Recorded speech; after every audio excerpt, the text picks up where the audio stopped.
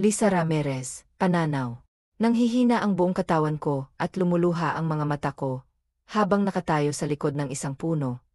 Malungkot na pinanonood ang paglilibing sa kabaong kung nasaan ang katawan ni Ricardo. Ricardo, bakit? Ang bulong ko sa aking sarili habang umiyak. Ako si Lisa Ramirez, 28 taong gulang, at nagtatrabaho bilang service queue sa isang fast food chain. Mahigit 3 taon ko nang kilala ang magkapatid na sina Ricardo at Fernando Santiago. Nagkaroon kami ni Ricardo ng masayang relasyon sa loob ng 3 taon. Ngunit kamakailan lamang, higit 2 buwan na ang nakakalipas, nalaman kong ako'y niloloko niya. Nahuli ko siya sa akto sa aming apartment na may kasiping na ibang babae. Sa paniniwala niyang hindi ako uuwi ng gabing iyon dahil sinabi kong magpapalipas ako ng gabi sa bahay ng aking ina. Paulit-uli siyang humingi ng tawad at nagmakaawa para sa ikalawang pagkakataon. Ngunit hindi ko siya pinakinggan. Hindi ko siya pinagbigyan. Parang kailan lang, siya ay patuloy na tumatawag sa akin. O kung minsan ay bumibisita sa bahay. Sino nga bang mag-aakala na ganito ang mangyayari? Labis akong nagulat nang mabalitaan kung nagkaroon siya ng cardiac arrest at agad na nawala. Kung alam ko lang. Kung alam ko lang sana ay nakinig ako sa paliwanag niya. Masyado akong nagpabulag sa labis na sakit. At hindi ko na nagawang makita ang tunay na nararamdaman niya. Hindi ka makalapit kasi alam mong kasalanan mo. Nagulat ako at agad na napabalik sa realidad nang marinig ang boses ni Fernando, ang kuya at tanging pamilya ni Ricardo. Ang kapal ng mukha mo na magpunta pa rito, samantalang kasalanan mo naman ang nangyari. Mahina at may halong galit na dagdag niya. Pasensya na, ang sagot ko habang umiyak at nahihiya pang huminga. Napansin ko na isa-isa na ring nagsisyalisan ang mga kaibigan na dumalo sa libing ni Ricardo. Hindi ko kailangan ng pasensya mo, malakas na sigaw niya, habang lumuluha rin ang kanyang mga mata, kaya't may ilan ang napalingon sa aming direksyon. Maibabalik ba ng lintik na pasensya na yan ang kapatid ko? Hindi naman, di ba? Puno ng hinanakit na dagdag niya. Siya ang tanging pamilya ko, Lisa. Siya rin ang pinakamabuting kaibigan ko. Pero dahil sa'yo, nawala siya. Sigaw pa niya. Napayuko ako, habang patuloy na umaagos ang mga luha mula sa aking mga mata. Tama siya. Alam ko na kahit ilang milyong pasensya pang sabihin ko, hindi na maibabalik ang nawalang buhay ni Ricardo. Alam ko rin na may bahagi akong kasalanan sa nangyari. Pero kailangan ba na ako ang umako ng laha? Nasaktan din naman ako noong nalaman kong niloloko niya ako. Kahit pa mahigit 3 taon na ang aming relasyon. Naintindihan ko na galit ka, pero nasasaktan din naman ako, ang umiyak kong sagot. Ang daming sana ang tumatakbo sa isip ko ngayon. Sana pinakinggan ko siya. Sana isinantabi ko na lang ang sakit na nararamdaman ko. Sana binigyan ko siya ng isa pang pagkakataon. At sana nandito pa siya't kasama namin. Wala kang karapatang sabihin sa akin na nasasaktan ka, Lisa. Para bang ikaw ang pumatay sa kanya, madiin at puno ng galit na wika niya. Murder has been committed for less, at kung papatayin kita ngayon, ito ay ganap na makatarungan. Galit na dagdag pa niya. Nakita ko ang mga kamao niyang kumuyom sa kanyang gali. Hindi ko man lang magawang ipagtanggol ang sarili ko sa mga paratang niya. Dahil kahit saang anggulo tignan, alam kong may katotohanan ang sinasabi niya.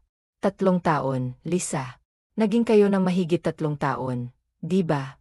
Paano mo nagawang bitawan siya ng basta-basta? Ha? Bakit? Nakahanap ka na ba ng ipapalis sa kanya? Galit na wika pa niya. May ilang tao ang nagbulungan dahil sa narinig. Tiyak na iniisip nilang masama akong babae. Hindi. Hindi ganun ang nangyari. Mahina at nanghihina ang sagot ko. Ah, naalala ko na, Anya. Sabay sarkastikong pagtawa. Hindi ba ilang beses mo nang sinasabi sa amin? Gusto mong umangat sa buhay, ano? Nakahanap ka ba ng mas mayaman sa kanya? Mas gwapo, maanghang na saad pa niya. Binigay ni Ricardo sa'yo ang lahat. Kaya hindi ko maintindihan kung bakit. Kung bakit nagawa mo pa siyang iwan, sigaw na naman niya sa akin. Niloko niya ako, Nick. Niloko ako ng kapatid mo. Nahuli ko siya na may kasiping na ibang babae. Gusto kong isigaw ang saloobin kong iyon. Ngunit hindi ko magawa.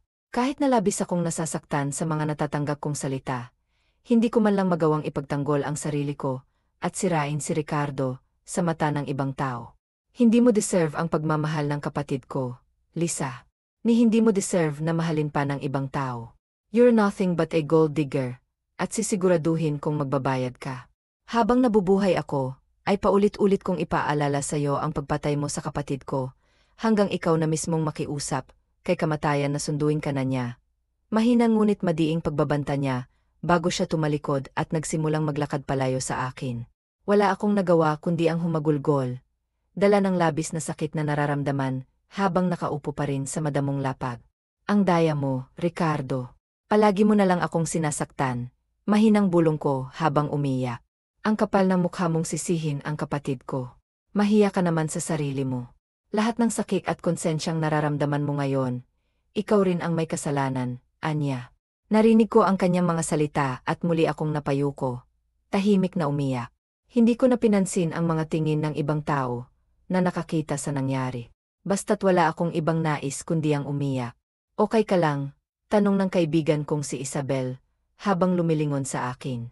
Nasa balkonahe ako ng building na inuupahan namin dito sa Dubai. Nakatingin sa maliwanag na ilaw ng iba pang mga gusali. Naman. Bakit naman hindi? Sagot at tanong ko pabalik, sabay pilit na ngumiti. Mahigit 6 na buwan na mula nang nahuli ko si Ricardo, na may kasiping na ibang babae sa apartment namin. Mahigit 4 na buwan na mula nang mawala siya, at sisihin ako ng kuya niya na si Fernando. Sa totoo lang, parang nawalan na ako ng ganang mabuhay, dahil sa mga pangyayaring ito. Ngunit alam ko na kahit paano, kailangan kong magpatuloy sa buhay, dahil may pamilya akong umaasa sa akin sa Pilipinas. Girl, sa lahat ng okay, ikaw ang pinakamalungkot. Anya, sabay na pabuntong hininga. Iniisip mo na naman ba ang mga nangyari? Lisa, hindi mo naman kasalanan na nawala si Ricardo. Niloko ka niya, at natural lang na masaktan ka at makipaghiwalay sa kanya. Kaya huwag mong masyadong dibdibin ang mga sinabi ni Nick sa'yo. Mahaba niyang saad. Best friend ko si Isabel mula noong college, at dahil alam niya ang lahat tungkol sa akin, nagpasya siyang isama ako rito sa Dubai at ipasok sa restaurant na pagmamay-ari ng kanyang boyfriend. Pumayag naman ako, umaasa na sa paglayo ko ay unti-unting magiging maayos ang lahat. Pero may punto naman siya. May mabigat din siyang dahilan kung bakit niya nasabi yon. Mahina at may halong lungkot kong sago. Kung sakaling pinakinggan ko ang mga rason ni Ricardo noon, at kung sana'y binigyan ko siya ng pangalawang pagkakataon, baka sakaling kasama pa namin siya ngayon, dagdag ko pa. Hindi mo naman alam na mangyayari ang mga bagay na hindi dapat nangyari. At saka, hindi mo rin kasalanan na hindi mo binalikan ang taong nanloko sa'yo. Sorry kay Ricardo kung naririnig niya yon kung nasan man siya ngayon. Pero girl, nasaktan ka niya, at valid ang sakit na nararamdaman mo. 3 taon kayo, pero nagawa pa niyang makipagtsuktsakan sa iba. Ang kaso, sobra namang nagpa-depress sa paghihiwalay mo, at ngayon, nagkakaroon ka ng mga kalokohan na hindi naman pala kayang harapin ang consequences. Mahaba niyang paliwanag. Naiintindihan ko ang gustong iparating ni Isabel. Ngunit hindi ko pa rin maiwasang sisihin ang sarili ko sa nangyari. Kahit ilang buwan na ang lumipas, may mga pagkakataon pa ring madalas akong natutulala at naiyak na lang. Minsan, bago matulog, kapag pinipikit ko ang mga mata ko, muling bumabalik sa aking alaala ang mga masasakit na salitang binitawan ni Fernando sa akin. Kamusta na kaya si Fernando? Okay na kaya siya? O umiiyak at nalulungkot pa rin siya kapag naalala ang kapatid niya? Napatawad na kaya niya ako? May halong lungkot na tanong ko kay Isabel, kaya't napangiwi siya. Ikaw ang nasaktan at patuloy na nasasaktan, pero iba pang tao ang iniisip mo. Katayuan na kaya kita ng rebulto sa luneta. Yung katabi mismo ni Rizal, Anya, sabay na papailing. O siya, gumayak ka na at may trabaho ka pa. Panggabi ka ngayon, di ba? Sabi niya, kaya ngumiti na lang ako at marahang tumango. Gumayak ako gaya ng sinabi niya, at pagkatapos ay kumain kami ng sabay para sa dinner. Nagpasya na akong magpunta sa restaurant, kung saan ako nagtatrabaho. Magdadalawang buwan pa lang ako rito. Maayos naman ang trabaho at ang sahod, at kahit papaano, sa tuwing nagtatrabaho ako, nawawala kahit panandalian ang mga masasakit na nangyari. Lisa, can you assist the person in EI room number 3? Tanong sa akin ni Paul, ang boyfriend ni Isabel. Isa siyang kalahating Amerikano at kalahating Arabo. Mabait si Paul at laging nakangiti. Sure, nakangiting sagot ko. Pagkatapos, naglakad na ako patungo sa EI room na tinukoy niya. Agad akong nagulat pagkapasok ko sa loob ng EI room, dahil nakita ko ang seryosong mukha ni Nick. Hawak niya ang isang wine glass, at nagtaas pa siya ng isang kilay sa akin, bago nagngisi ng mayabang. AM, sa tingin mo ba matatakasan mo ako? Tanong niya na may halong panunuya, kaya napalunok ako ng laway. Hindi ba sinabi ko na pagbabayarin kita, Lisa? Dagdag pa niya, na may panibagong ngisi. Ano pong magagawa ko para sa inyo, sir? Mahina at kinakabahang tanong ko. Ni hindi ako makatingin ng diretso sa kanya, kaya't bahagya na lang akong yumuko at tumingin sa sahig. Can you do for me? Then do it for me, Lisa, because that's what you deserve. Maanghang na sagot niya. Napasinghap ako sa gula. Lalo pa akong nagulat nang ibato niya ang hawak niyang wine glass sa harap ko. Hindi naman ito tumama sa akin. Ngunit nabasag ito at nagkalat ang laman ng red wine sa lapag. Nalabis kong ikinagula. Clean that mess, Lisa. Gusto kong makita na nakaluhod ka habang nahihirapan. Walang emosyon na dagdag pa niya. Agad na may namuong luha sa mga mata ko. Ngunit pinigilan ko ang sarili ko na huwag itong tumulo. Tinatagan ko ang loob ko. Pilit nang umiti, at nagpasya na linisin ang kalat na siya ang may gawa. Labis pala talaga ang galit niya sa akin na nagawa pa niyang sundan ako dito sa Dubai, para lamang pahirapan. Nang matapos ako sa paglilinis, muli akong humarap sa kanya. May kailangan pa po ba kayo, sir? Mahinang tanong ko. Nakaramdam ako ng kaba nang tumayo siya mula sa pagkakaupo, at marahan pang naglakad ba palapit sa akin, habang ang kanyang matatalim na tingin ay hindi ako nilulubayan. Brace yourself, Lisa. Ito pa lang ang simula. I'll make your life a living hell. Sisiguraduhin kong mararanasan mong sakit na mawalan ng nag-iisang kapatid. Sisiguraduhin kong masasaktan ka ng tago sa puso't kaluluwa. Yung ikaw na mismong hihiling sa langit na sana, hindi ka na nabuhay pa. Mahina pero madiin na bulong niya. Pagkatapos niyang sabihin iyon, naglakad na siyang palabas ng EI room. Nang wala na siya, halos matumba ako dala ng panginginig ng mga tuhod ko. Agad ding tumulo ang mga luha na kanina ko pang pinipigilan. Ngunit agad ko ring pinawi ang mga ito nang maalala kong nasa trabaho nga pala ako. Gustong-gusto ko nang umuwi sa apartment at magpahinga. Ngunit kahit na sobra na akong nanghihina, dahil sa engkwentro ko kay Nick, nagpatuloy pa rin ako hanggang sa matapos ang shift ko. Lisa, I'll drive you home. Isabel sent me a message saying that she cooked us breakfast. Sabi ni Paul ng 5 oras ng umaga, matapos ang shift ko. Dumating na rin kasi ang mga papalit sa amin. 24 hours kasi ang resto bar na pagmamay-ari ni Paul. At gaya ng napag-usapan, sabay kaming uwi sa apartment. Nang mipara na ang sasakyan niya sa parking lot, agad kaming bumaba. Kinakabahan na naman ako habang naglalakad kami papunta sa elevator. Nang makita kong bumaba mula sa isang sasakyan si Fernando, na may matalim na tingin sa akin. Paul, ikaw na ang maunang pumasok, sabi ko pagkabukas ng elevator. Hindi na siya nagtanong kung bakit, ngumiti lamang siya at tumango. Nang makasakay na siya sa elevator at nagsara ito, muli kong hinarap si Fernando. Kahit ako'y kinakabahan, naglakad ako patungo sa kanya. Ano na naman ba, Fernando? Mahina at nanlulumong tanong ko. Siya ba ang ipinalit mo sa kapatid ko? Tanong niya na may halong galit. Iba ka talaga, Lisa. Habang ako ay hindi pa rin natatanggap ang pagkawala ni Ricardo, ikaw naman ay agad na lumalandi sa iba. Anya, kaya mariin akong napapikit sa kanyang mga salita. Kaibigan ko lang si Paul. Okay. Siya ay boyfriend ni Isabel, ang best friend ko. Sinabay niya ako sa pag-uwi kasi pupuntahan niya si Isabel. Paliwanag ko, pilit na pinapanatili ang aking kalmado. AM, hindi na ako magtataka kung agawin mo siya sa sinasabi mong best friend mo. Ganon ka naman, di ba? Malandi at manggagamit, sagot niya. Ngunit hindi na niya nagawang ituloy ang kanyang sasabihin, dahil sa malakas kong pagsampal sa kanya. Alam ko na galit ka, Fernando. Pero huwag kang magsasalita na para bang kilala mo ako, at alam mo ang mga pinagdadaanan ko. Kasi sa totoo lang, wala kang alam, sigaw ko, na puno ng pigilang gali. Sobrang taas ng tingin mo sa kapatid mo, na sa akin mo sinisisi ang lahat. Kung nandito lang si Ricardo, hindi siya matutuwa sa mga ginagawa mo, dagdag ko pa. Kaya nagtiim ang mga bagang niya dala ng galit na nararamdaman. Kung nandito pa si Ricardo, hindi sana mangyayari to. Ang kaso, wala na siya, at kasalanan mo, madiing sagot niya. Fernando, hindi mo alam ang ginawa sa akin ng kapatid mo bago kami naghiwalay, despeyadong saad ko, sabay tawa na puno ng peke. Pero wala rin naman akong balak na sabihin sa'yo. Sobrang minahal ko si Ricardo, na kahit ako lang ang nasasaktan at tumatanggap ng lahat ng paninisi. Ayos lang basta hindi siya masira sa'yo at sa ibang tao. Kaya pakiusap, tigilan mo na ako.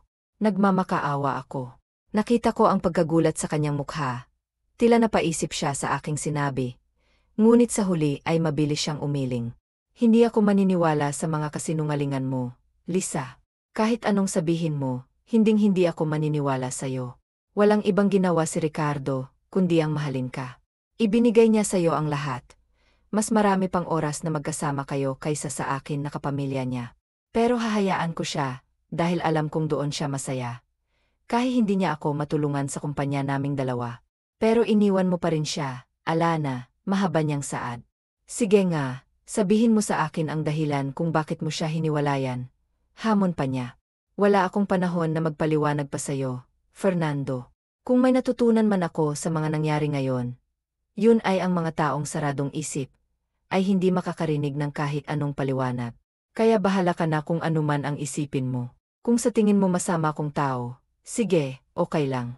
Kung masaya ka sa pagpapahirap at pangmamata mo sa akin, gawin mo. Bahala ka na. Pagkatapos kong sabihin iyon, tinalikuran ko na siya at naglakad patungo sa elevator. Nang makarating ako sa aming apartment, naabutan ko sina Isabel at Paul na nasa hapagkainan. Sinabi ko na lang na busog ako at agad akong dumiretso sa kwarto ko. Doon, mag-isa at tahimik, muling umiyak ako dala ng sakit, hanggang sa hindi ko namalayan na nakatulog na pala ako. Sa mga sumunod na araw, patuloy pa ring naroon si Fernando sa resto bar. Para bang alam na alam niya ang aking schedule. Sa tuwing pangumaga ako ay madalas din siyang tumatambay doon, at kapag panggabi naman, ganoon din ang kanyang ginagawa. I think that guy likes you. Nakangising wika ni Paul nang minsang mapansin si Fernando, na titig sa akin, habang nagtatrabaho ako. He keeps on coming back here. Why don't you try to talk to him? He seems like a nice guy, dagdag pa niya, kaya napangiwi ako. Kaibigan ko lang siya na nakilala ko sa Pilipinas. Tanging sagot ko, at napatango siya. Kahit na magaspang ang ugali ni Fernando, at hindi maganda ang trato niya sa akin, ayaw ko namang isipin ng iba, na may masama akong opinyon tungkol sa kanya. Ayaw kong akalain nilang stalker ko siya. Kahit na hindi naman. Oh, okay. Maybe that's the reason why he's always here. Wika na lang ni Paul bago naglakad patungo sa opisina niya. Napabuntong hininga na lang ako. Saglit pa akong napalingon kay Fernando, at tinaasan lang niya ako ng isang kilay. Pinilit kong hindi magpaapekto sa kanyang presensya. Kahit na sobra akong nababahala sa araw-araw, at gabi-gabi ko na lang siyang nakikita. Matapos ang aking shift, nagpa siya akong dumaan sa likod ng restaurant, upang hindi niya ako makita. Ngunit nagulat ako nang makita siyang nakasandal sa isang poste at nakatingin sa akin. Hindi ka pa ba tapos sa pangmamata at paninisi mo sa akin, Fernando? Kasi, sa totoo lang, ang weird na lagi kang nakasunod sa akin. Hindi ka ba napapagod? Tanong ko agad. Hindi ako mapapagod na nakikita kang nahihirapan at nasasaktan, Lisa. Susundan kita kahit saan ka magpunta, upang paulit-ulit na ipaalala sa'yo ang kasalanang ginawa mo. Walang emosyon niyang sago. Napailing na lang ako at hindi na sumago. Nagsimula na akong maglakad palayo. Habang naglalakad, bigla akong nakaramdam ng matinding hilo. Nitong mga nakaang araw kasi, nahihirapan akong makatulog. Wala naman akong insomnia, ngunit madalas akong nahihirapan sa pagtulog, lalo na kapag naalala ko ang mga nangyari. Kung makakatulog man ako, mahaba na ang 2 o 3 oras at putol-putol pa, samantalang nagtatrabaho ako ng 9 na oras. Huminto muna ako sa paglalakad at huminga ng malalim. Nang akala ko ay okay na ako, naglakad na ako ulit, ngunit muli na naman akong nakadama ng kakaibang hilo. Parang umikot ang paningin ko at nagdilim ang laha. Nagising ako na bumungad sa akin ang kulay puting kisam. Nang igala ko ang mga mata ko sa paligid, agad kong nakita si Isabel na nakaupo sa sofa, katabi si Paul. Isabel, mababa ang boses na tawag ko sa kanya. Gula siyang napalingon sa akin, tapos ay nagmamadaling tumayo, para lapitan ako. Halata sa kanya ang labis na pag-aalala. Girl, okay ka lang? May masakit ba? Gutom ka ba? May gusto kang kainin? Sunod-sunod na tanong niya, kaya napangiti ako. Kahit na kailan talaga'y sobrang maalaga at thoughtful ni Isabel. Okay lang ako, sagot ko habang pilit na inaalala ang mga nangyari, bago ako nawalan ng malay. Teka, Si Fernando ba ang nagdala sa akin sa ospital? Pasensya na kung pinag-alala ko kayo ah. Sino bang nagdala sa akin dito? Dagdag ko pa. Hindi raw nagpakilala eh, pero gwapong lalaki daw. Anya tapos ay napabuntong hininga pa. Napatango naman ako nang mapagtantong si Fernando nga. Bakit ba hindi ka nagsabi na hindi pala maganda ang pakiramdam mo? Tanong pa niya. Okay naman ako kanina, pero pagkatapos ng shift ko, bigla akong nahilo. Sagot ko kaya tumango siya. Stress at over-fatigue ang dahilan sabi ng doktor. Kailangan mo lang naman daw magpahinga. Wika niya kaya ako naman ang napatango. Hindi pa rin maalis sa isip ko ang ideya na si Fernando ang nagdala sa akin dito sa ospital. Bakit? I mean, hindi ba dapat masaya't natutuwa siya na makita akong nahihirapan? Ang ideya na kahit papaano ay nag-alala siya sa akin, ay nagpapasakit na naman ang ulo ko. Hindi ko talaga mahanap ang rason kung bakit dinala niya ako rito. Pero alam ko na kailangan ko pa ring magpasalamat sa kanya. Hapon na makauwi kami sa apartment, sinamahan naman ako ni Isabel, hanggang sa makarating ako sa kwarto ko, kahit papilit kong sinasabi sa kanya na okay lang ako. Feeling ko si Fernando ang nagdala sa akin sa ospital. Bakla, wika ko kaya natigilan si Isabel. Fernando. Fernando Santiago. Teka, nandito siya, gulat na tanong niya. Pilit naman akong ngumiti, bago marahang tumango. Ginugulo ka na naman ba ng hayop na yan, Lisa? Ba't hindi mo agad sinabi sa akin? May halong inis na dagdag pa niya. Hindi sa ganon, bakla. Aksidente lang kaming nagkita bago ako mawalan ng malay. Pagsisinungaling ko. Mukhang hindi siya kumbinsido, pero napabuntong hininga na lang siya at tumango. Kapag may ginawa siya na hindi maganda o may mga masasakit na salitang sinabi na naman sa'yo, sabihan mo ako agad. Anya kaya tumango na lang ako.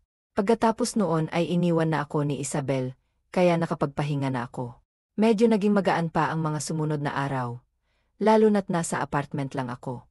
Hinayaan kasi ako ni Paul na magpahinga muna ng 3 araw, para makabawi raw ako ng lakas, kaya naman ang pagpasok ko, ulit ay parang ang gaan-gaan ng laha. Nang patapos na ang shift ko, ay saka naman dumating si Fernando. Ang akala ko'y wala na siya o umuwi na sa Pilipinas, pero nandito pa rin pala siya. Itinaas niya ang isang kamay niya pagkaupo niya.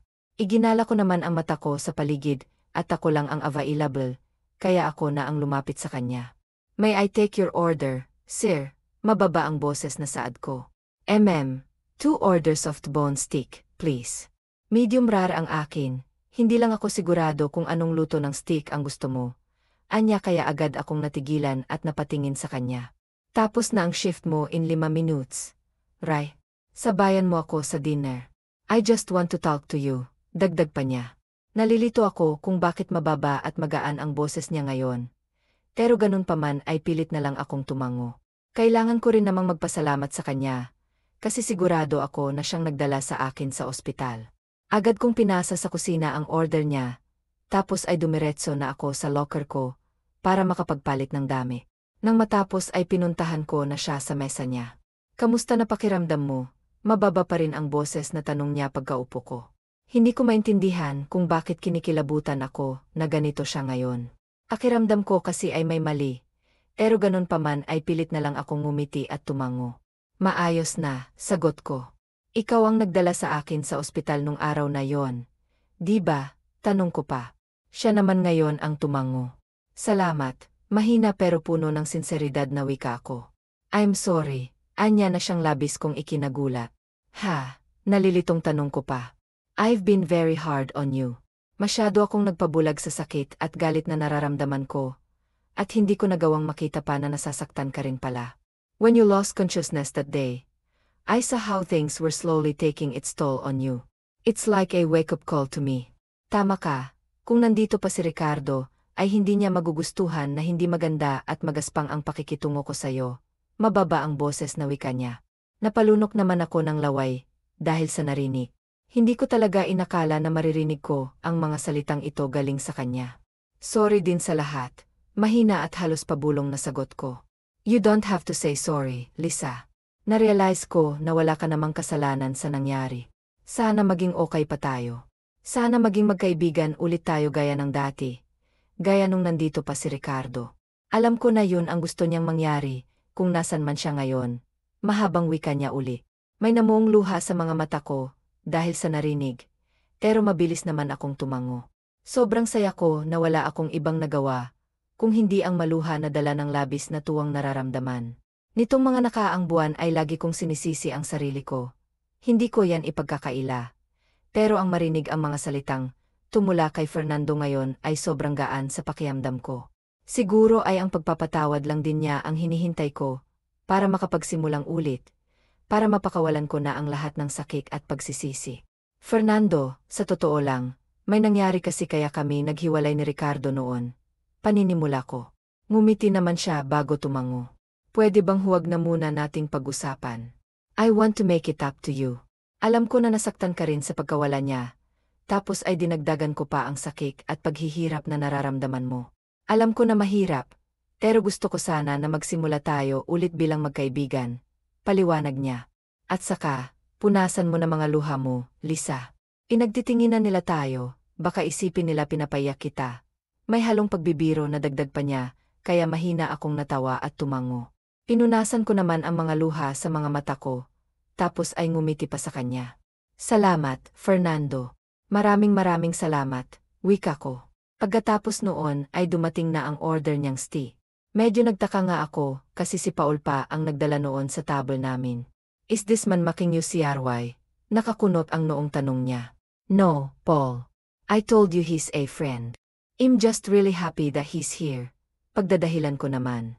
Nakita ko kung paano tumango si Paul at ngumiti pa kay Fernando bago naglahad ng kamay. I'm Paul, pagpapakilala niya. I'm Isabel's boyfriend and Lisa's friend. Dagdag pa niya. Nakangiti namang tinanggap ni Fernando ang kamay ni Paul. I'm pleased to meet you, Anya.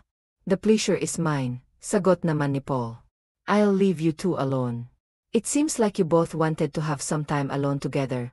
Makahulugang dagdag pa niya kaya medyo napangiwi ako. Si Fernando naman ay mahinang natawa at tumango. I appreciate that, brother. Thanks, Anya. Naglakad naman si Paul paalis. Pagkatapos noon, muli kong nilingon si Fernando na ngayon ay nakatingin na uli sa akin habang nakangiti. Akala ata nito may something sa atin. Kapag ganon ang iniisip nila, itama na natin agad. Mahirap nang isipin ang iba na alam mo na.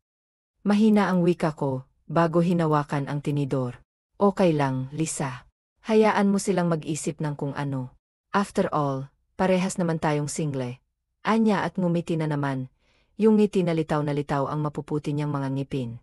Hindi ko maintindihan kung bakit medyo lumakas ang kabog ng dibdib ko, dahil doon. Pero iwinaksi ko na lang, yun sa isip ko. Iniisip ko na lang na baka kaya ganito ang nararamdaman ko, kasi sa wakas ay okay na kami. Gaano nga pala katagal balak na magstay dito? Sino nagbabantay ng Santiago Hardware? Tanong ko habang kumakain kami. I'll be here for 6 days. As per Santiago Hardware, iniwan ko na muna sa sekretarya ko. I can always work here as long as I have my laptop with me. Paliwanag niya pa kaya muli akong tumango. Nagpatuloy naman na kami sa pagkain pagkatapos noon. Wala nang nagsalita sa amin, pero minsan ay napapatingin kami sa isa't isa at napapangiti na lang. Sobrang gaan talaga ng loob ko. Parang wala nang paglalagyan ng tuwa na nararamdaman ko. Nang matapos kumain ay nagpasya siya na ihatid ako. Saka ko nalaman na sa kaparehong building pala namin siya, kumuha ng apartment niya. Are you okay? Tanong niya nang makarating na kami sa building at makasakay sa elevator. Mahinang sagot ko. Ilang sandali pa'y nagbukas na ang elevator, at sabay kaming naglakad palabas noon. Fernando, maraming salamat talaga ha. Hindi mo alam kung paano mo ako napasaya. Wika ko nang nasa harap na ako ng pinto ng apartment namin ni Isabel. Ako ang dapat magpasalamat sa'yo, kasi ang bilis mo akong napatawad. Kahit pa sobrang sakit ng mga salitang binitawan ko. Sorry ulit, Lisa, at thank you rin, Anya. Wala na sa akin ang mga yon. Alam ko naman na nasabi mo lang, yun dala ng bugso ng damdamin. Tao lang naman tayo, madalas talaga kapag galit at nasasaktan tayo, ay nakakapagsabi tayo ng mga salita, na hindi naman natin gusto. Pero ang mahalaga, natuto tayo sa mga pagkakamali natin, mahabang saad ko na siyang nagpangiti sa kanya. You're very beautiful inside and out, Lisa. Swerte si Ricardo sa'yo, kahit na maaga siyang nawala sa atin. Alam ko na noong buhay pa siya ay sobra mo siyang napasaya, at gusto ko ring magpasalamat sa'yo, dahil doon. Puno ng sinseridad na saad niya. Sulit kaming nagkatitigan matapos niyang sabihin yon. Napalunok na naman ako ng laway na makita na bumaba ang tingin niya sa mga labi ko. Akmang magpapaalam na sana ako para hindi na mas lumala pa ang kung anong kiliti na nararamdaman ko. Pero nagulat ako nang higitin niya ako sa biwang gamit ang maskuladong braso niya.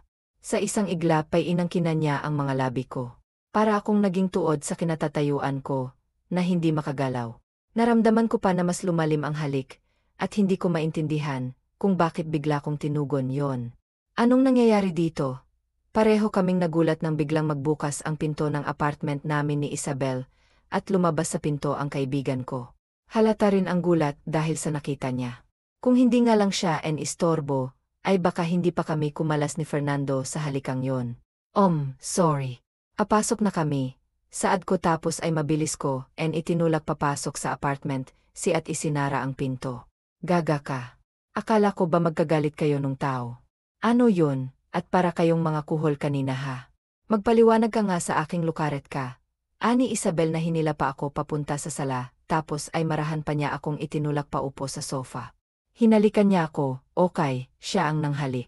Nagulat na nga lang ako kasi biglaan. Hindi ko rin alam kung bakit niya ginawa yun. Paliwanag ko naman kaya napangiwi siya.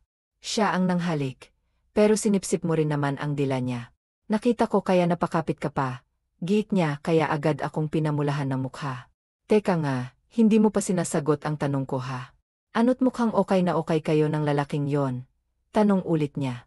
Siya ang nagdala sa akin sa ospital noong mawalan ako ng malay. Tapos kanina, hinintay niyang matapos ang shift ko at nag-dinner kami sa restaurant ni Paul.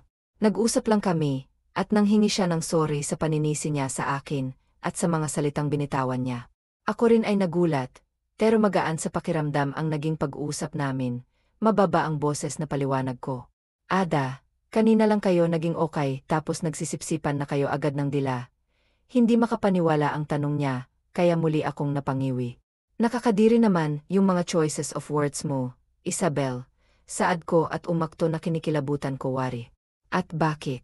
Yun naman talagang ginawa niyo Anya. Na. Huwag mo nang ulit-ulitin, okay. Git ko naman at napailing pa. Nag-uusap pa rin kami nang marinig na may kumakatok sa pinto. Sabay kaming napalingon ni Isabel doon, tapos ay nagkatinginan pa kami. Tinaasan lang niya ako ng isang kilay, bago nakakalokong ngumisi. Feeling ko siya yan. Ako ang magbubukas. Dito ka lang at kakausapin ko siya, Anya. Tipigilan ko pa sana siya. Pero hindi ko na nagawa. Naglakad na kasi siya papunta sa pinto at binuksan yon. Tama nga siya. Mula kasi sa sala nakita ko agad si Fernando pagkabukas ni Isabel ng pinto. Itinulak naman ni Isabel palabas si Fernando at isinara niya ang pinto kaya napangiwi na lang ako. Dumiretso na ako sa kwarto ko pagkatapos. Nagpasya ako na maghilamos na at magpalit ng pambahay na dami. Nang matapos ay hihiga na sana ako sa kama. Pero pumasok si Les sa kwarto ko. Okay na. Puntahan mo siya sa rooftop ng building. Hihintayin ka niya roon. Ani Isabel at ngumiti pa sa akin. Mukhang tinamaan ng isa yun sayo, bakla. Ginalingan mo ata masyado sa pagsupsop. Mahalay na dagdag pa niya, kaya napangiwi na naman ako. Nakakadiri ka talaga sa mga pinipili mong salita Huli na yan ha. Git ko bago tumayo mula sa kama at naglakad na palabas ng apartment. Narinig ko naman ang pagtawa ng kaibigan ko bago ako makalabas. Pagdating sa rooftop ay napansin ko na walang ibang tao doon maliban kay Fernando na nakadungaw sa railings. Fernando, mahina at medyo kinakabahan na pagtawag ko sa kanya. Lumingon naman siya sa akin bago ngumiti. Pasensya na kung inabala pa kita ha. Mukhang magpapahinga ka na ata. Anya nang makalapit ako sa kanya. Dumungaw din ako sa railings. Okay lang, sagot ko habang pinanonood ang maliwanag na mga ilaw na nagmumula sa iba't ibang malalaking gusali. Gusto lang talaga kitang makausap. Pasensya ka na kung bigla na lang kitang hinalikan. Hindi ko rin maintindihan ang sarili ko kanina Pero para akong naakit sa labi mo. Anya na siyang ikinagulat ko. Okay lang, pero hindi na dapat maulit pa yon. Mahinang sagot ko. Bakit? Tanong niya kaya mabilis akong napalingon sa kanya. Seryoso ang mukha niya na titig pa sa akin. Kasi hindi tama, patanong na sagot ko. Ex-boyfriend ko ang kapatid mo. At parang hindi maganda na humigit pa sa magiging magkaibigan ang meron tayo. Isa pa, Masyadong mabilis at baka hindi rin kasi maganda ang isipin ng ibang tao. Paliwanag ko pa. Ano namang pakialam ng ibang tao sa buhay natin? They can talk and gossip about us for all I care. Saka ano naman ang mali kung magiging tayo, saad niya. Hindi ako agad nakasagot, may punto naman kasi siya. Ilang buwan pa lang kasi simula noong mawala si Ricardo. Pasensya na, pero hindi ko pa kasi kaya na pumasok sa panibagong relasyon. Wika ko at bahagya pang napayo ko. Okay lang, anya kaya nag-angat ako ng tingin sa kanya. Binigyan naman niya ako ng naninigurong ngiti. Bibigyan kita ng sapat na oras at panahon. Naintindihan ko naman ang point mo. Sa totoo lang, noon kayo pa ni Ricardo ay attracted na ako sa'yo. Hindi ko lang sinabi kasi nairespeto ko, kayong dalawa ng kapatid ko. But I'll take my chances now. Mabuting tao si Ricardo. Alam ko na kung sakaling tayong magkakatuluyan, ay magiging masaya siya para sa atin. Paliwanag pa niya. Pilit na lang akong ngumiti, dahil sa narinig. At pagkatapos ng gabing yon, ay tuluyan nang nagbago ang pakikitungo niya sa akin. Mula sa pagiging magaspang ang ugali, naging sobrang sweet at maalalahanin siya. Mabilis naman na lumipas ang araw at mga linggo. Aminin ko na mas nahuhulog na ang loob ko sa kanya. Dahil sa lahat ng magagandang bagay na ipinapakita niya sa akin ngayon. Uy, totoo. Kayo na ba? Pang-usisa sa amin ni Isabel isang gabi. Pagkalabas ko sa kwarto ko, ay si Nick ay nakaupo sa sofa sa apartment namin at hinihintay ako. Inaya niya kasi ako na mag-dinner sa Marina. Isa sa mga tourist spots dito, sa Dubai na magandang pasyalan lalo na kapag gabi. Hindi pa nga eh. Hindi pa kasi ako sinasagot, pero willing naman ako maghintay. May halong lambing na sagot ni Fernando nang tumayo siya. Pinamulahan naman ako ng mukha, dahil sa narinig. Enjoy your date. Nakangiting sabi naman ni Paul, na umakbay pa sa kasintahang si Isabel. Pagkatapos ay naglakad na kami ni Fernando, palabas ng apartment. Dumiretso kami sa parking lot at umalis na. Tahimik lang ako, habang nasa biyahe. Ramdam ko naman na minsan ay tumitingin siya sa akin, habang nagmamaneho. Ang tahimik mo. May nasabi ba ako na hindi mo nagustuhan? Hindi ka ba komportable na kasama ko? Anya kaya mabilis akong umiling. Hindi naman, Fernando. Medyo nahihiya lang ako sa'yo. Hindi ko rin alam kung bakit, sagot ko na ikinatuwa niya. Hindi ka na dapat nahihiya sa akin.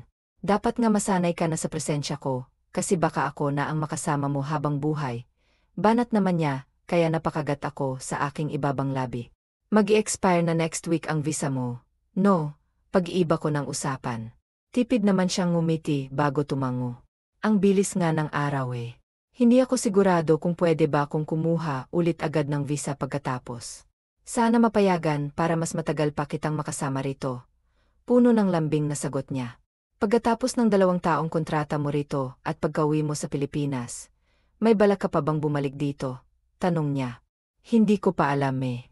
Kung saan may mas magandang offer, doon ako. Sagot ko naman. Pwede ka namang mag-apply sa akin. Tatapatan ko ang sahod mo rito. Anya kaya bahagya akong napanguso. Sa Santiago Hardware. Anong trabaho naman? Tanong ko kaya napangisi siya. Hindi. Mag-apply ka na full-time housewife ko. Hindi na kailangan ng interview. Tanggap ka na agad. Malaki ang sahod, monthly with complete benefits pa. Tapos bonus pa. Yung unlimited na halik at yakap sa akin. Sagot niya kaya malakas akong natawa. Puro ka talaga kalokohan, natatawang sagot ko. Kunwari kahit na ang totoo'y sobra akong kinikilig. Ayaw mo. Madali lang naman ang trabaho. Mahalin mo lang ako na bahala sa lahat. Ako magtatrabaho para sa atin.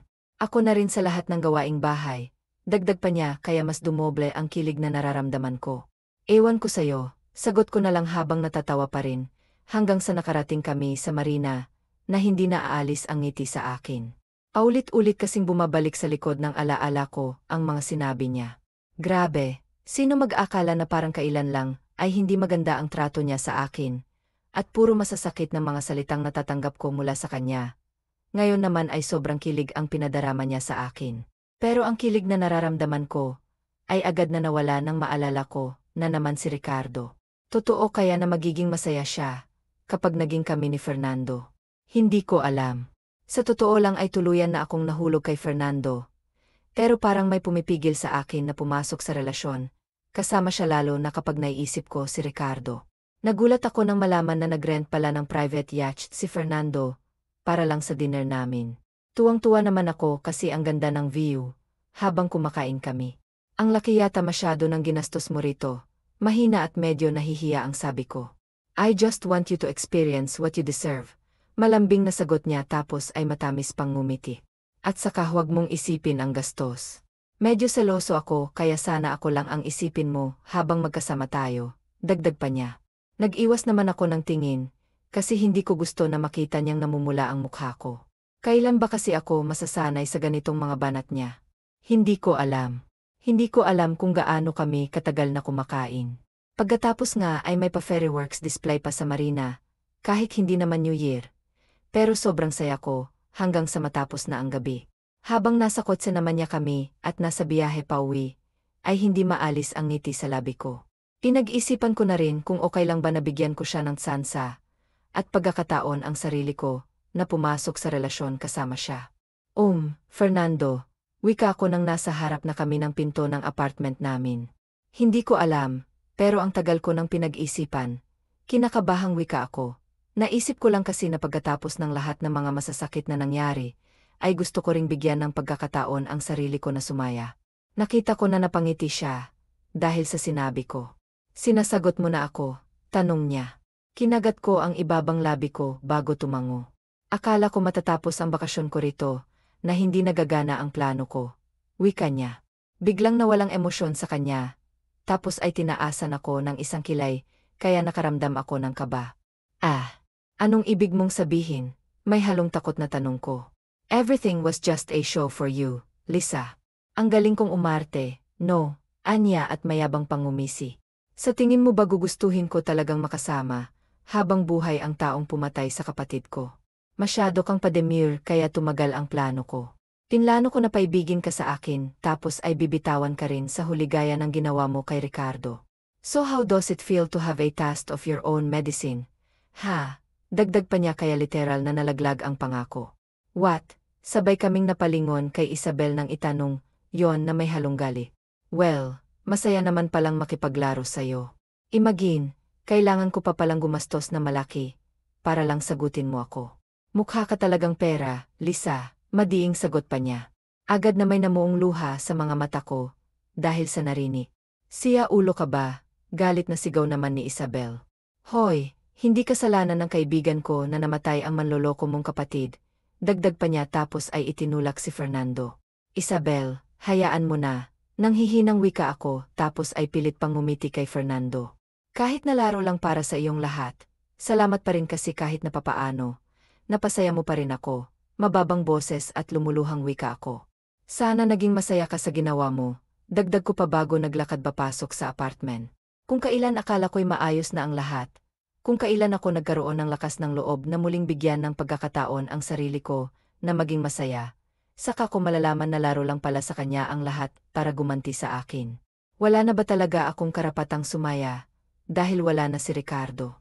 Kailan ba matatahimik ang isip at konsensya ko? Kapag ba nawala na rin ako, magiging maayos na ba ang lahat? Hindi ako matigil sa pag-iyak ng gabing yon, habang nagkukulong sa kwarto ko. Napalingon pa ako sa wall clock at nakita ko na 3 oras na ng madaling araw. Hindi rin ako pumasok sa trabaho ng sumunod na araw at ng sumunod pa. Pakiramdam ko ay bumalik ako ulit sa simula. Gusto ko lang mapag-isa at ilang araw na akong hindi kumakain. Nabubuksan naman ni Isabel ang pinto ng kwarto ko gamit ang spare key niya. At pinagdadala niya ako ng pagkain. Pero hindi ko ginagalaw ang kahit na anong dala niya. 3 araw na akong nakahiga lang sa kama na parang baldado. Minsan ay tulala at madalas ay umiyak. Bakla, wala, sobra na akong nag-alala sa'yo. Alam ko na masakit. Pero kailangan mo naman kasing kumain. Wala namang mangyayari kung patuloy mong parurusahan ang sarili mo sa kasalanang di mo naman ginawa. Nag-aalalang saad ni Isabel, tapos ay umupo sa kama na hinihigaan ko. Wala na ba talaga akong karapatan na maging masaya? Mahina at malungkot ko na tanong sa kaibigan ko. Puro sakit at hirap na lang ba talagang mararanasan ko? Dagdag ko pa. Pagkasabi noon ay namuo na naman ang mga luha sa mga mata ko. Gusto ko lang naman na maging maayos ang lahat. Pero bakit kailangan pa uli-ulit lang akong masaktan? Dagdag ko pa tapos ay hindi ko na napigilan ang paghikbi. Andito lang ako sa tabi mo, kami ng pamilya mo. Talikuran ka man ng lahat, maging ang mundo, kami mismo ang haharap sa'yo. Okay lang naman na umiyak at masaktan pero alagaan mo pa rin ang sarili mo. Naiyak na rin ang saad ng kaibigan ko. Kapag bawala na ako, magiging maayos na bang lahat? Malungkot na tanong ko pa. Bakla, huwag ka namang magsalita ng ganyan. Tinatakot mo ako Umiyak na wika ni Isabel tapos ay niyaka pa niya ako. Mapait na lang akong napangiti dahil doon. Hindi na ulit ako nagsalita at hindi ko alam kung gaano niya ako katagal na yaka.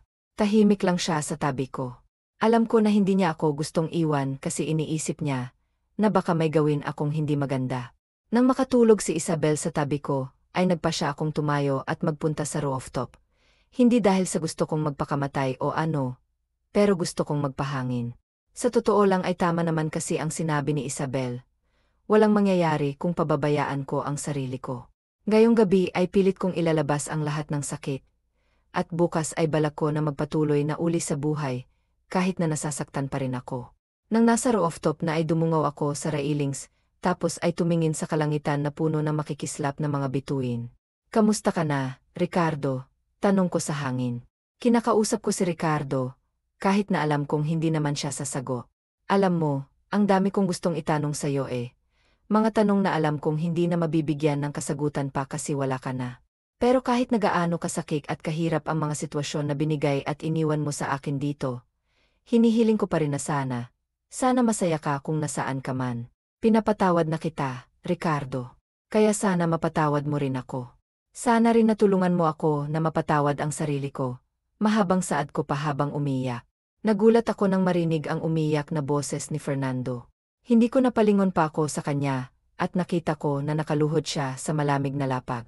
Nasa may bandang likod naman niya si Isabel na umiyak, habang nakatakip ang kamay sa bibig. Ako rin, Lisa, sana mapatawad mo ako. Umiyak na wika ulit ni Fernando. Hindi naman ako sumago. Nanatili lang akong tahimik na umiiyak at nakatingin sa kanya. Hindi ko kasi alam kung anong sasabihin ko.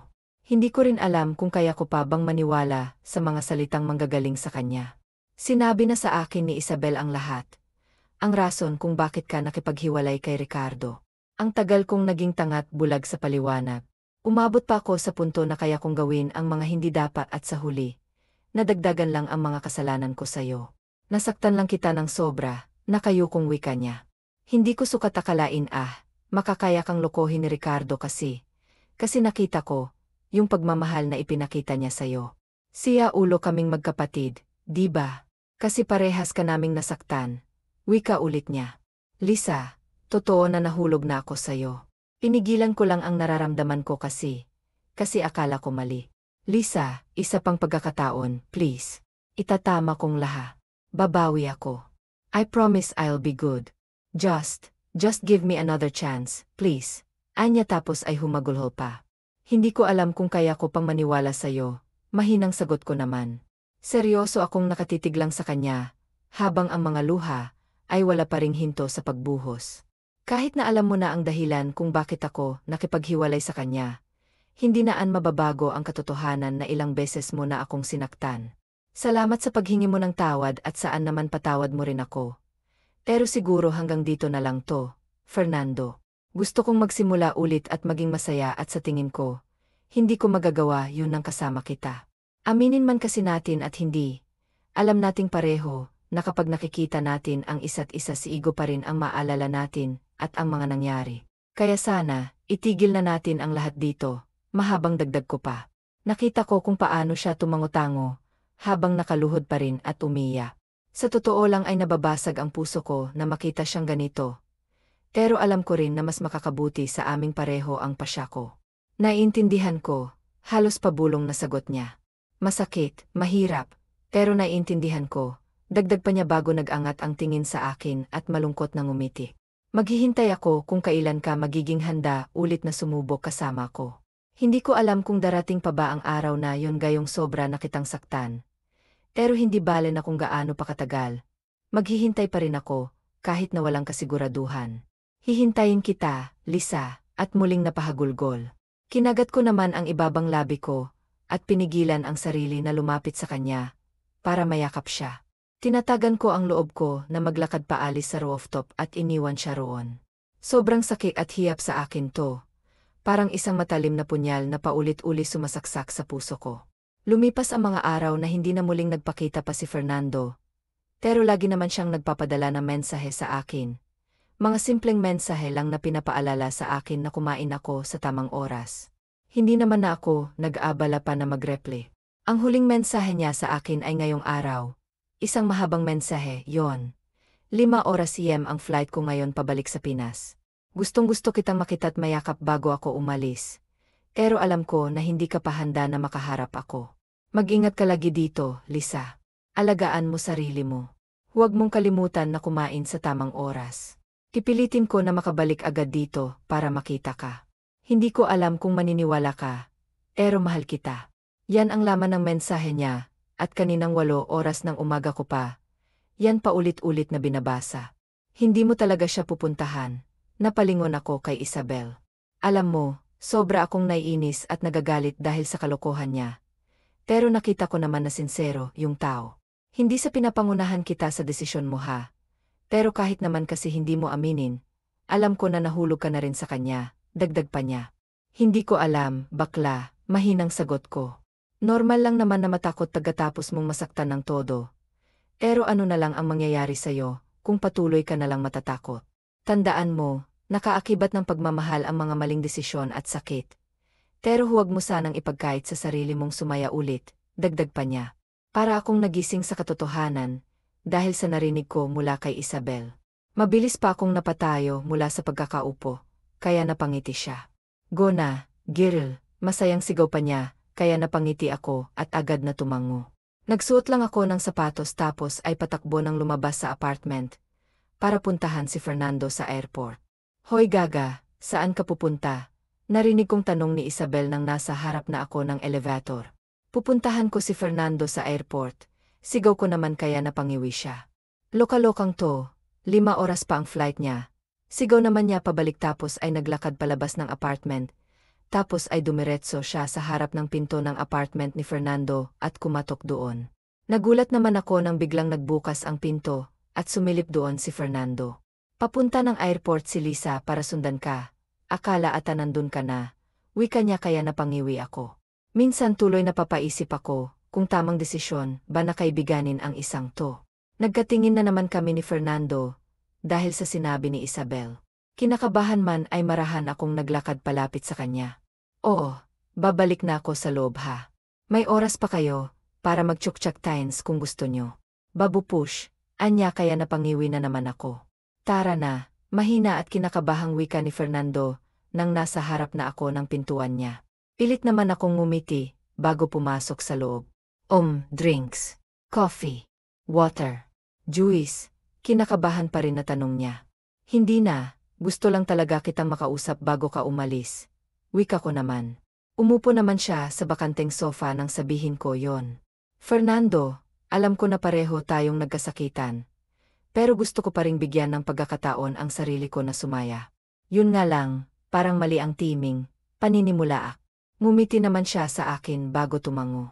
Hindi natin alam kung anong mangyayari sa hinaharap. Pero gusto ko sana na bigyan natin ng sapat na panahon ang mga sarili natin na makapag-isip sa kung ano ba talagang mga gusto natin. Sabi ko pa.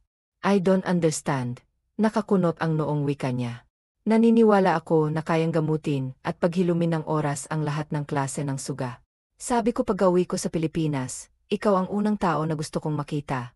Pero habang magkalayo tayo, tulungan muna natin ang mga sarili natin na makabangon at tuluyang makawala sa sakit para kapag nagkita na tayo ulit, makakaya na nating mahalin ang isa't isa na walang ibang iniisip kung hindi tayong dalawa lang, paliwanag ko.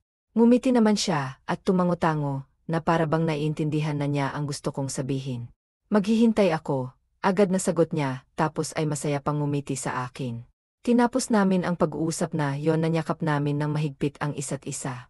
Mahigit 1 taon pa bago kami magkita uli. Siguro naman ay sapat na ang panahon na yon para maghilom ang lahat ng suga. Hindi ako sigurado kung hihintayin niya ba ako ng ganoon katagal. Pero kahit na anong mangyari, alam ko na pagkatapos nito, ay tuluyan na talagang magiging maayos ang lahat.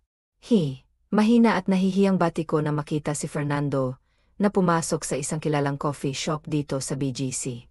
1 taon at 2 buwan ang lumipas mula nang huli kaming magkita. Pero kahit na ganon ay lagi naman kaming nagkakausap online. Hi, bati niya na nakangiti at kinagat pa niya ang ibabang labi na para bang sobrang saya na makita ulit ako. Pagka-uwi ko mula sa Dubai ay siya ang unang tao na pumasok sa isip ko. At sa dami ng mga kaibigan ko bukod pa sa pamilya ko, ay sa kanya ako unang nakipagkita. You're staying here for good, right? Tanong niya pagkaupo sa silya na nasa harap ko. Nitong mga nakaaang buwan ay gustong-gusto niya akong pasyalan uli sa Dubai. Pero pinipigilan ko siya at lagi kong sinasabi na mag-focus muna siya sa negosyo niya. At totoo nga na hinihilom at ginagamot ng oras ang lahat ng klase ng sugat at sakit ngayon, kasi ay wala na akong bigat na nararamdaman, kahit pa naalala ko ang mga nangyari, halos 2 taon na ang nakakalipas. Kung saan may magandang opportunity, doon ako. Sagot ko kagaya ng sagot na sinabi ko sa kanya noon sa Marina. Sa pagkakatanda ko kasi may offer ka sa akin, available pa bang posisyon? Tanong ko pa. Ang tinutukoy ko ay ang maging full-time housewife niya. Nakita ko na bahagya siyang natigilan sa sinabi ko. Kinagat muli niya ang ibabang labi, para pigilan ang multo ng ngiti na sumilay doon. Available pa naman, pero may isang kondisyon. Anya na kinakunot ng no ko. You have to marry me as soon as possible. Dagdag pa niya na tila ba desidido na talaga siya, na hindi na ako pakawalan. Hindi maalis ang ngiti sa akin nang tumango ako. Sobrang saya't gaan ng pakiramdam at sa puntong, to ay sigurado na ako na maayos na ang lahat. Sa pagkakataong, to ay pipiliin ko naman kung saan ako sasaya, kung saan kami sasaya. Ang mga sumunod na araw ay lagi kaming magkasama ni Fernando. Hinarap na rin niya ang pamilya ko at sinabi ang balak naming pagpapakasal. Mabilis din na kumalat ang balita sa mga malalapit na tao sa amin. May ilang nagulat at may ilang may side comments dahil nga alam nila na ex ko si Ricardo. Pero hindi na namin pinansin pa. Basta ang gusto lang namin maging masaya. Kamusta ka na, Ricardo? Nakangiting tanong ko habang pareho kaming nakaupo ni Fernando sa damuhan at sa harap ng puntod ni Ricardo. Nagsindi pa ng kandila si Fernando para sa kapatid. Nang matapos ay agad siyang umagbay sa akin. Ang tagal kitang hindi napasyalan dito. Pero kahit na minsan hindi ka nawala sa mga panalangin ko. Wika ko pa habang nakangiti. We're getting married bro. Wika agad ni Fernando. Biglang umihip ang malakas na hangin doon, kaya sabay kaming natawa. Galit ka ba? Mukhang ayaw mo pagbibiro pa niya. Ricardo, sa totoo lang, hanggang ngayon ay hindi ko pa rin nahahanapan ng kasagutan ang mga tanong ko sa'yo. Hindi ko mahanap ang rason kung bakit nagawa mo akong lokohin. Pero hindi na mahalaga yon. Ang iniisip ko na lang ngayon ay may rason kung bakit kailangang mangyari ang mga bagay-bagay. Masaya na ako ngayon, Ricardo. Sobrang saya kaya sana kung nasan ka man ngayon ay masaya ka rin at sana masaya ka para sa amin ng kuya mo. Puno ng sinseridad na wika ako.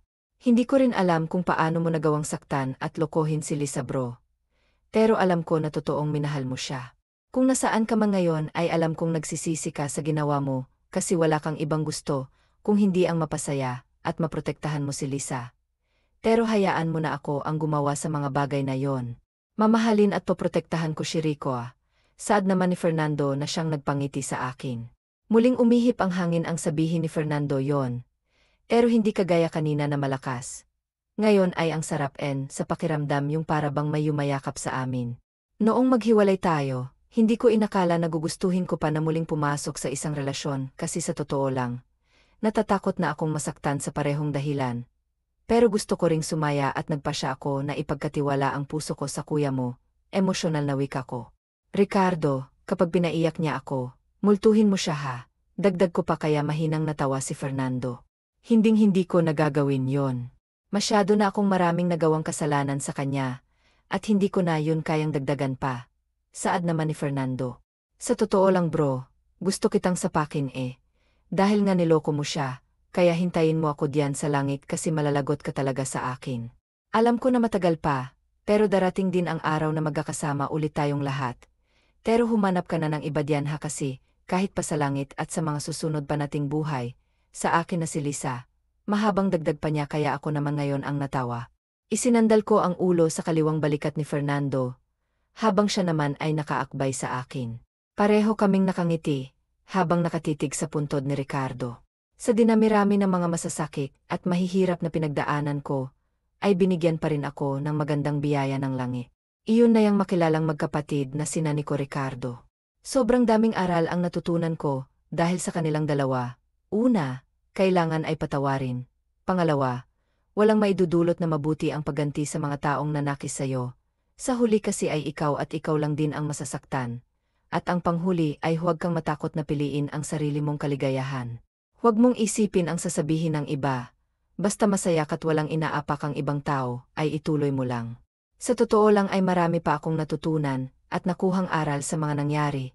At sana kayo rin ay may napulot na aral sa kwentong to. Ako nga pala uli si Lisa Ramirez, at ito ang kwentong buhay at pag-ibig ko. Wakas.